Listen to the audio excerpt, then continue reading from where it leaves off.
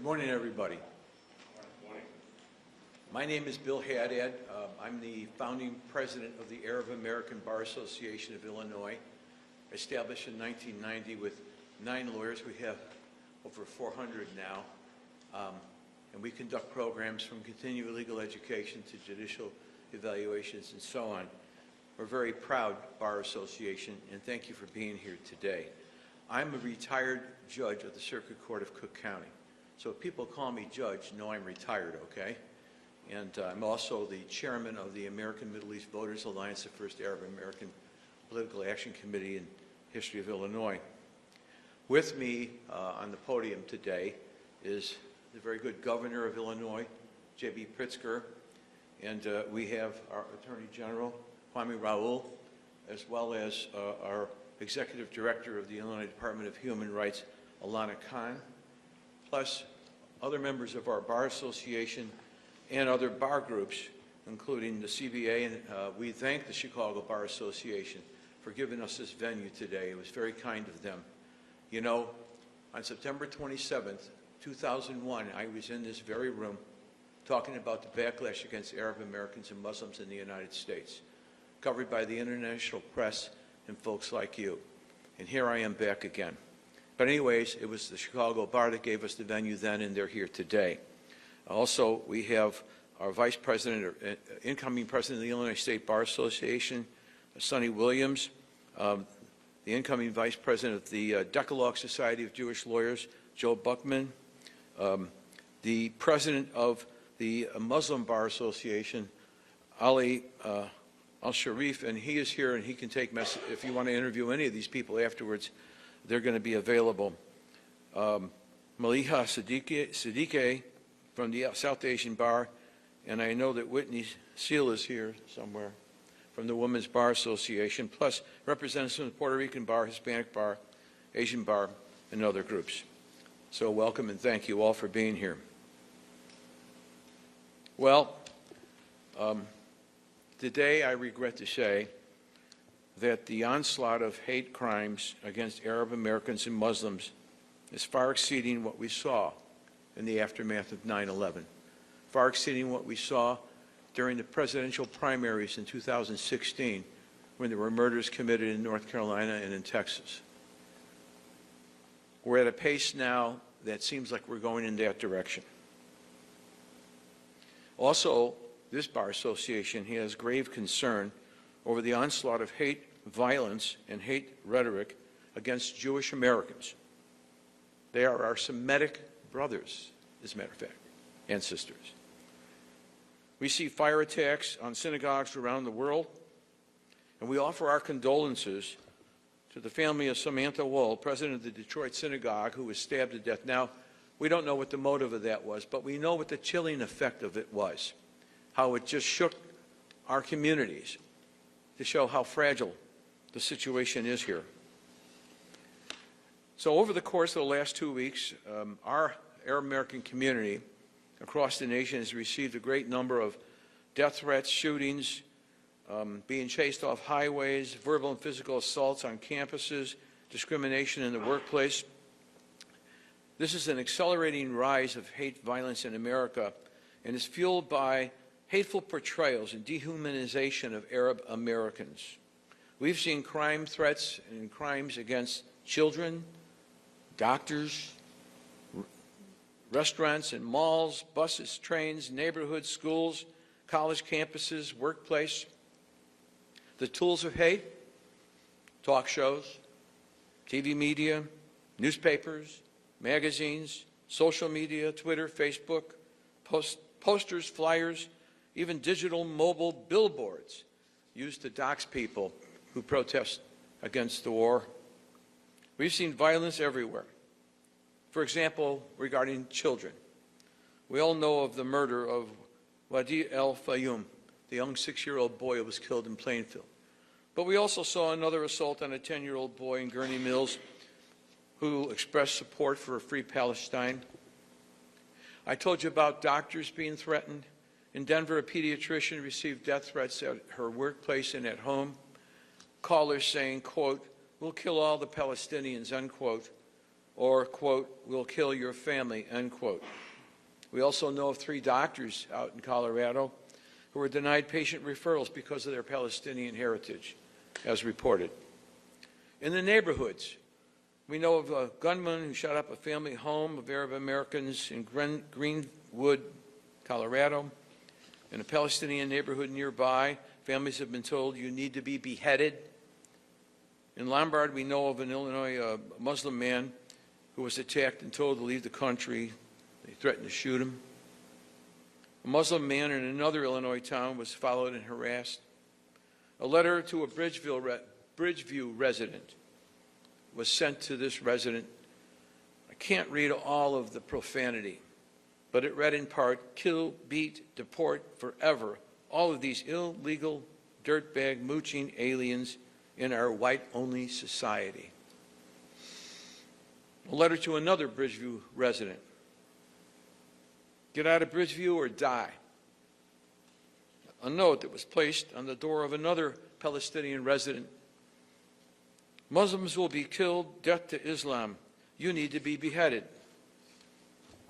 Many of you know about what happened out in Bridgeview School. All-girls Muslim school was shut down because they received a note that threatened to kill all, quote, black-skinned Muslim children, cut your filthy heads off. Threatened attacks and threatened to rape women. In restaurants and malls, a family ordering food at a Burger King was harassed and threatened.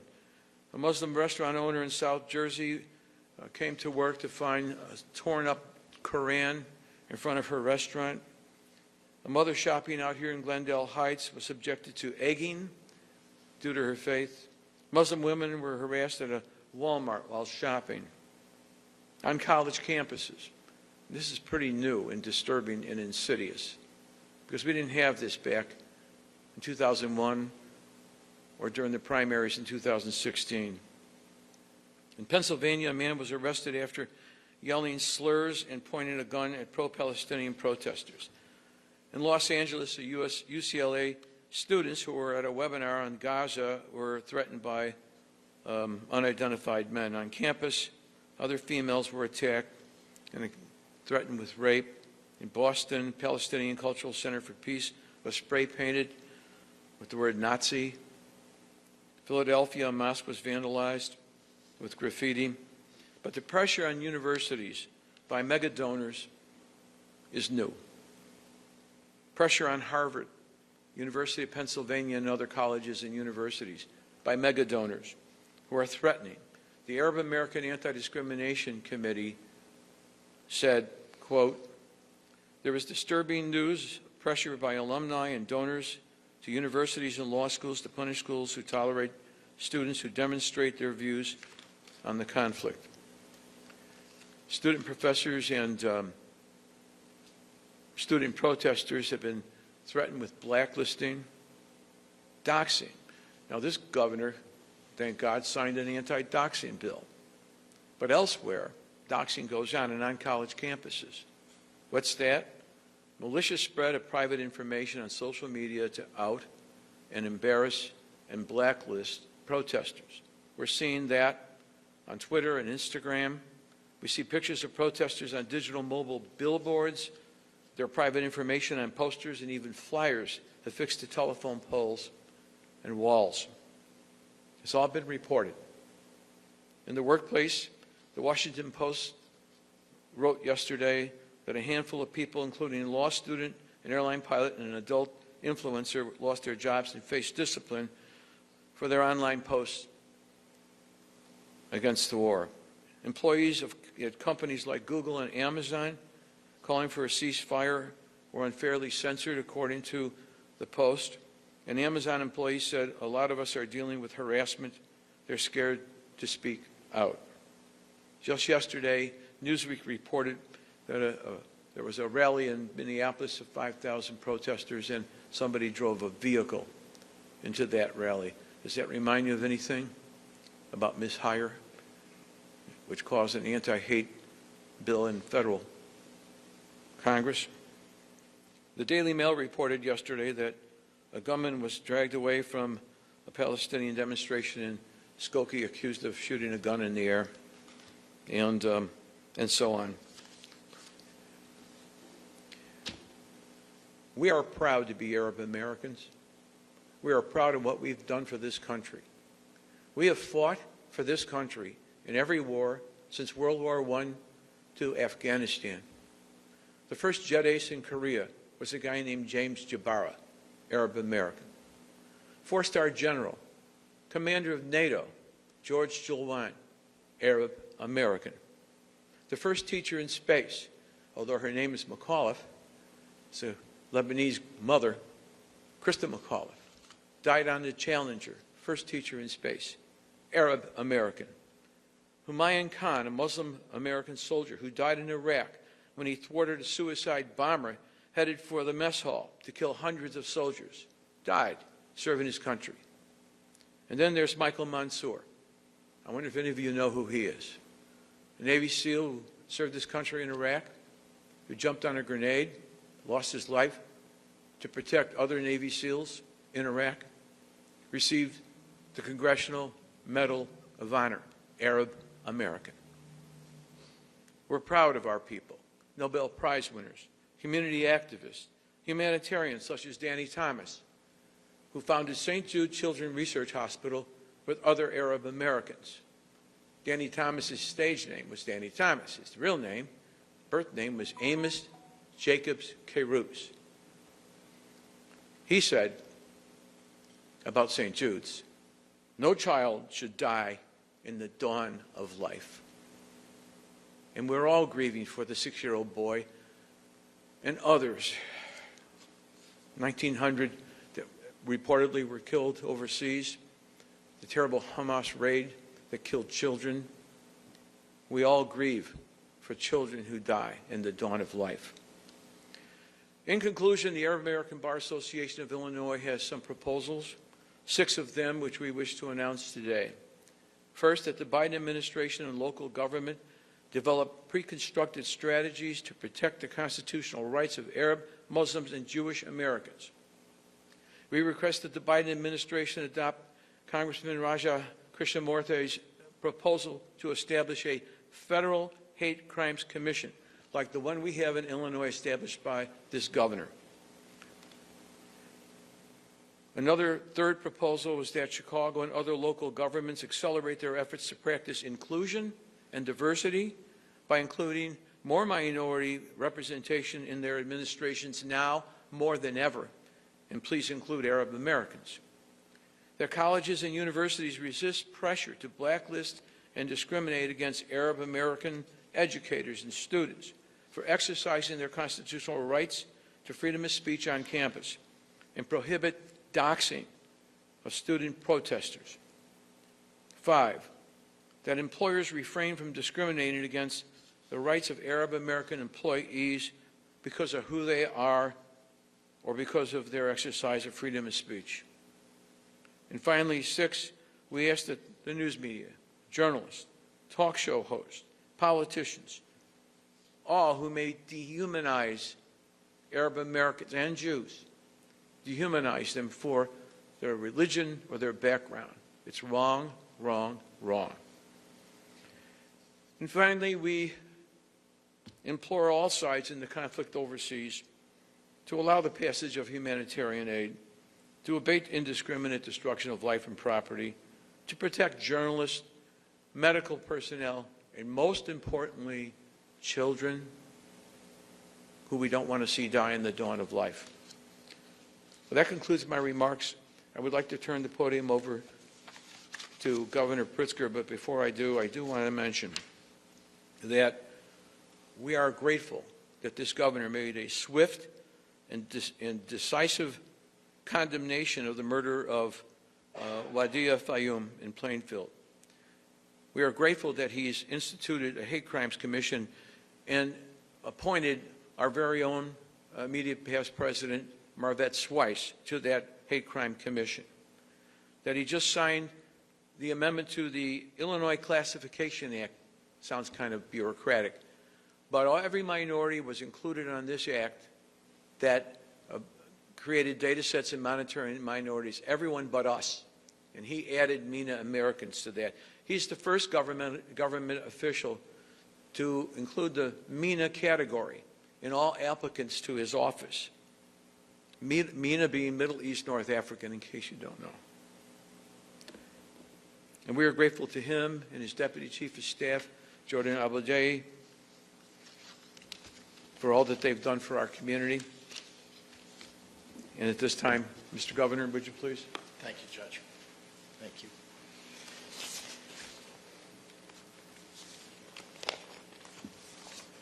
Well, thank you for the kind introduction and for welcoming me, and good morning to everyone that joined us today.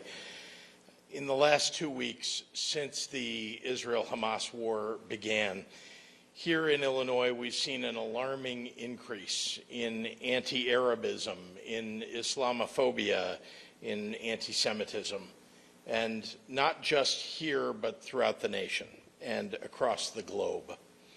Often in the last week, we have seen that this moment has brought intolerance and bigotry and hatred from other groups, not Jewish or Muslim, but the ones who seek to use this moment to foment attacks upon either or both communities. Online hatred has skyrocketed on every social media platform.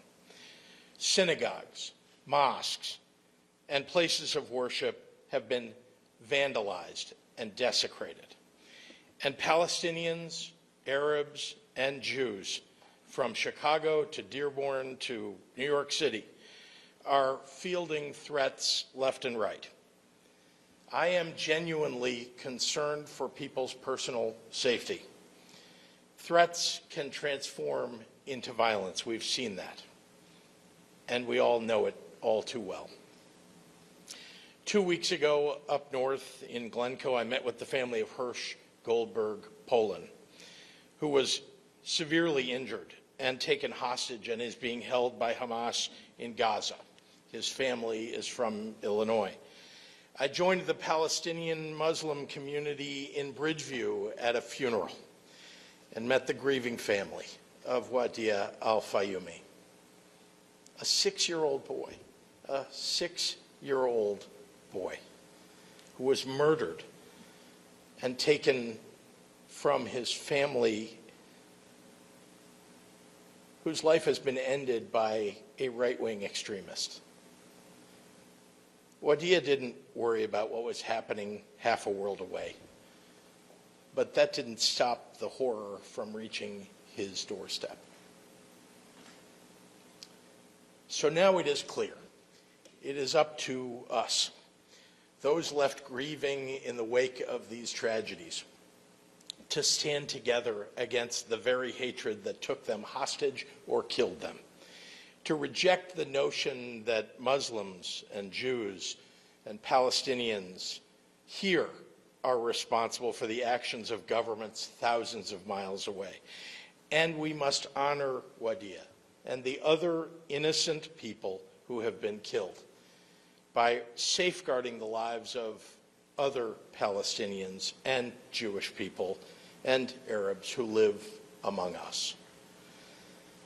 Hate has no home here in Illinois. It's a phrase I've used time and time again, but hate always has an insidious way of trying to move in if we let it. So we must stand together to reject it. For the Muslim child scared to attend mosque, for the Jewish child scared to attend synagogue, for the Palestinian children and Jewish children from Chicago to Gaza City to Jerusalem, who think the world is against them.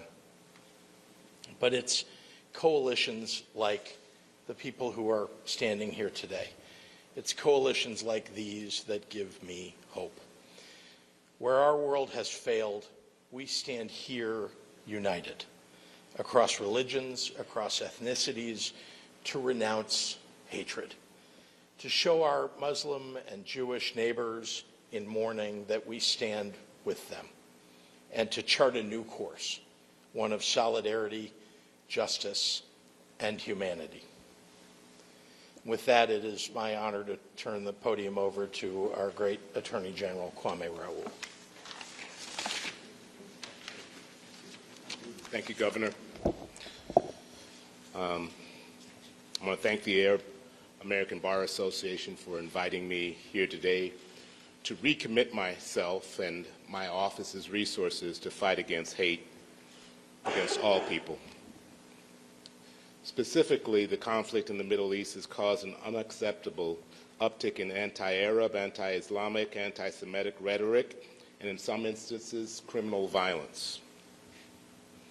We join unequivocally in condemning hate crimes and hate speech, whether it occurs in the workplace, at educational institutions, on social media, or in the community at large. Moreover, we stand ready to respond where appropriate. Our office has used tools of both civil action and criminal prosecution to fight against hate crime. Additionally, with the help of financial support from the Department of Justice, we are engaging in training law enforcement partners to help identify hate crimes when they occur and ensure that these heinous crimes are reported to law enforcement. Historically, we've called on social media platforms to do their part to root out hateful rhetoric that is often spewed on their platforms. We have worked with the United States Secret Service's National Threat Assessment Center to train the public on how to prevent targeted mass violence that may arise from hate. Such acts are often preceded by hateful rhetoric on social media and elsewhere. I've engaged in numerous public forums to educate citizens of various communities, including the Arab American community, of their rights. I do so to contribute to the breaking down barriers and increasing reporting of hate crimes. These forums not only ensure residents know their rights, but also help bridge the gap between community and law enforcement agencies. Any instance of hate should be immediately reported to law enforcement or my office by calling our civil rights hotline at 1-877-581-3692. That's 877-581-3692, or emailing civilrights@ilag.gov. I will continue to ensure that my office uses every tool at our disposal to fight hate speech and hate crimes. You know, it's fitting that we're here at the Chicago Bar Association, where we often gather to refresh our knowledge of the law and sometimes debate the law here in Illinois. One thing that's non-debatable is that the law here in the state of Illinois does not tolerate hate. And as a chief legal officer, nor will I. I thank you, Judge, for this opportunity, and I turn it over to Alana Khan.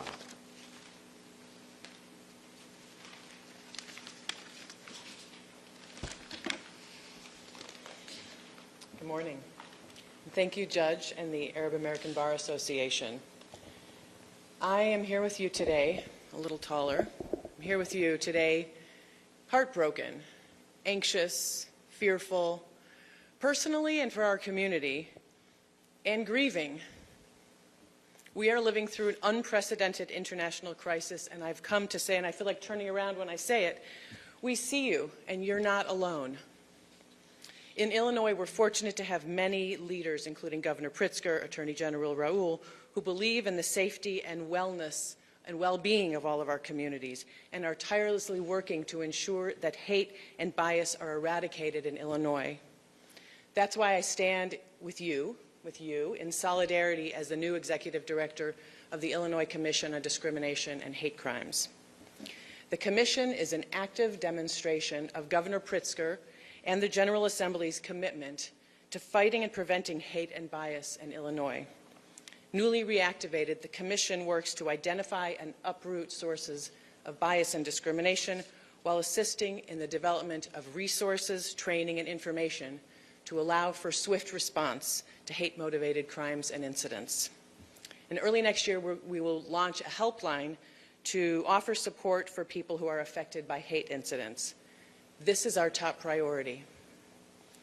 Hate targets people because of who they are or who they're perceived to be. And these incidents are sometimes not criminal, but they always cause harm to individuals and to entire communities. We at the Commission hold a common space where people from different targeted groups come together to weave together a community of interdependence and demonstrated allyship in our diverse community. We must remain, just echoing everything everyone else has said, but we must remain committed to each other, including people who are different from us. We must communicate that hate has no space in our state. These are uncertain and dangerous times. I feel it in my body, and I would guess that a lot of you feel it in your bodies too. But we are not powerless. We can't control what happens across the world, but we certainly have power to do something. We can interrupt hate speech and bigotry when we hear it, especially when it comes from people with whom we're usually aligned. We can do our best to lower the temperature in the community, including the recommendation about media and social media for sure. We can show up for each other, ask after our neighbors, see how they're doing, ask after strangers who often are neighbors who are a little farther away, and we can actively advocate for each other. Even if people in our own communities balk, we must be committed to caring for each other and ensuring a safe community for all of us. Finally, if you're a victim or a witness of a hate crime, please call 911. If you need help reporting or getting the care that you need, contact your local Human Relations Commission. In Chicago, of course, it's the Chicago Commission on Human Relations, or a social service agency who can help. You know, sometimes people are afraid to report hate crimes for good reason, and there are services out there that can walk with people through the process. And if you believe you're a victim of discrimination in any way, contact the Illinois Department of Human Rights. Our fates are inextricably bound to each other. All of that hideous list that was hard to hear shows us that we are dependent on each other. Muslims, Jews, Christians, and people of all faiths and ethnicities. Let the violence of recent days be a call to action to protect each other and together build the kind of community that we all deserve. And with that, I invite Governor Pritzker back to the podium for questions. Happy to take questions from members of the media. Not yet. That is my hope. They are, as you know, they're still being treated and with the Israelis, and so once they're on a plane headed home, I think we'll have an opportunity. Governor, do we need stronger tools here to help fight hate speech, or do we need stronger penalties for those who commit such crimes? We need stronger action in our communities to stand up against hate speech and hate crime. That's what we need. We have very strong laws. I mean, perhaps the folks behind me have suggestions about things that we could do in Illinois, but we have been very proactive. If you compare us to nearly every other state, we are fighting hate crime and hate speech as best we can. Again, I'm open to ideas, but it is up to all of us, and that's one of the reasons why, you know, it's important for us all to be standing together in sending this message to people. Look out for one another. I know that sounds so simple, and you'd like us to have some, you know, force that would effectuate all of that in every community, but everybody needs to stand up for, you talked about the neighbor and the stranger who's just your neighbor's neighbor. We all need to be doing that in every community and speaking out in favor of working together and uniting against hate. Governor, do you have concerns that if things escalate in Israel, if, for example, there's a conversation, that could lead to even greater acts of hate or violence here? Of course, I have concern about all the potential outcomes and how that will affect people here in the state of Illinois. That's why I think we all need to, you know, take the temperature down as best we can here. I realize there are things happening half a world away, that affect people's reactions, emotional and otherwise. But again, we live here. We are all neighbors with one another. Illinoisans stand up for one another, and as I said, hate has no home here. Governor, recently the president has come out and reiterated his support for a two-state solution to the issues in Israel and Palestine. Do you agree with him on that? And do you think obviously there needs to be some sort of long-term settlement to these issues in order to help take hold? Let me just say, I helped to build a Holocaust museum here in Illinois. I believe strongly that we need to be focused on how we are managing here in Illinois and across the United States hate and our reaction to it here, and how we will work with one another to protect one another. That's my focus. I realize there are people in international diplomatic circles that are making, having discussions with one another, making plans, but my focus is on the safety and security of the people of Illinois. Given what happened in Skokie yesterday, there's another rally planned for this afternoon out in Federal Plaza. As this continues, these demonstrations, public are going to continue. What is the state doing and what can local authorities do to keep people safe at those demonstrations? Well, of course, we protect people's right to free speech, but we do not protect violence. If you intend to go out and commit a violence, do not even think of it, because we have law enforcement on duty and paying close attention. But the truth is that people nonviolently raising their voices is just fine. But I will remember and remind everybody that keeping the temperature down is very important as we go through this period. Governor, the governor of Florida has already gone on the campaign trail and said, I will not be taking any migrants from the Gaza area in the state of Florida. How do you feel about that? Would Illinois, being the wonderful state that we are, be willing to take these refugees? He's running a political campaign. I mean, that isn't even something that's being discussed by anybody. He is just trying to get attention and, in his failing campaign, trying to revive it. All right, thanks, everyone. Thank you. I want to thank the governor, the attorney general, Ms. Khan, and all who are here today to show support for the rule of law, and that I want to thank the press for being here today, because only you can bring this message to other people to stop the violence, to enforce the rule of law. So thank you all very much. Thank you.